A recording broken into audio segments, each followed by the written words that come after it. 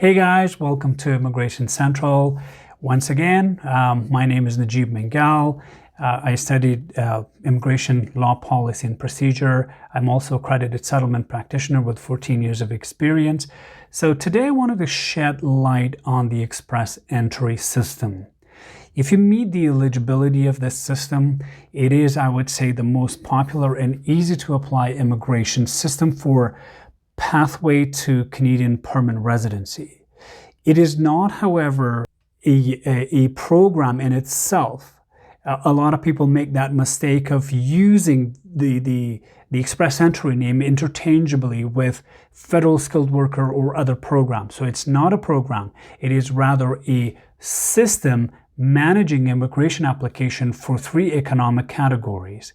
We'll explain those categories in this video and also the eligibility criteria of those 3 programs. So with that, let's jump in and explain what this program is all about.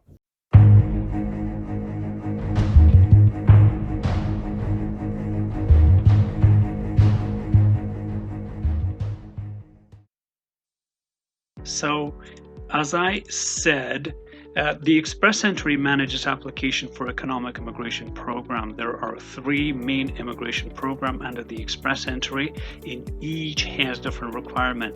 We're going to get into the different categories of immigration in separate video, but the 3 programs are, let's start with Federal Skilled Worker Program, or FSW. Number 2 is, of course, Federal Skilled Trade Program, and last but not least is Canadian Experience Class. That is the 3rd program under the ExpressEntry. Under the Provincial Nominee Program, province can recruit candidates from the ExpressEntry pool as well to meet their labor market need. I know there's a lot of information, so folks, I don't want you to be overwhelmed with the amount of information. I will try to simplify and summarize this information and have it in more digestible size. So with that, we're gonna get into how ExpressEntry works. There are 4 simple steps to follow, so please do not skip any of those steps. If you follow those steps closely, you will be able to meet the goal, your goal. So step 1, select and find out if you're eligible for the program. This is where you need to take a big pause. As I said before, each program has its own eligibility criteria that is slightly different from one another. Once you know the eligibility criteria for the program that suits your need or situation, you can proceed to the next step. I will be releasing content on each of those programs, so stay tuned and don't forget to like the video, subscribe, and click on the notification button so that you don't miss any content that are being posted weekly. As well as please share it with your friends and family so they can benefit from the video content. So number 2, of course, gather your documents and get them ready for submission. You should only include documents that are on your personalized document checklist. You will be provided with one once you have your IRCC portfolio up and running. But generally speaking, applicants are required to submit language assessment. I cannot express enough.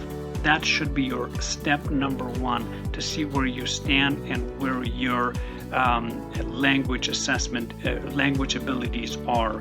Travel document, of course, educational credential inside Canada, or if you are an internationally educated professional, you will need to assess your education to obtain your educational credential assessment, or ECA.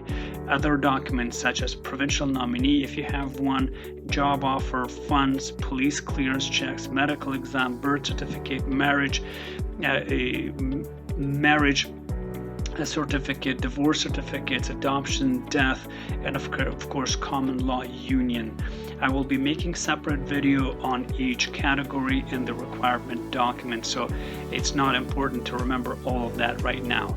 So number 3, of course, submit profile of expression or interest, expression of interest under one of the 3 programs. Once you apply for the expression of interest, your profile is of course ranked against each other or other applicant according to the point-based system or comprehensive ranking system, CRS. I have separate video and content on this on my channel under the ExpressEntry playlist. So the highest candidate will be considered for invitation to apply. So with that, of course, number 4, receive an invitation to apply for permanent residency. And so that's it. This process is this simple, folks. If you follow all of my ExpressEntry video on the playlist, you should be your guide all the way to receive your invitation to apply. So 4 steps in 3 programs.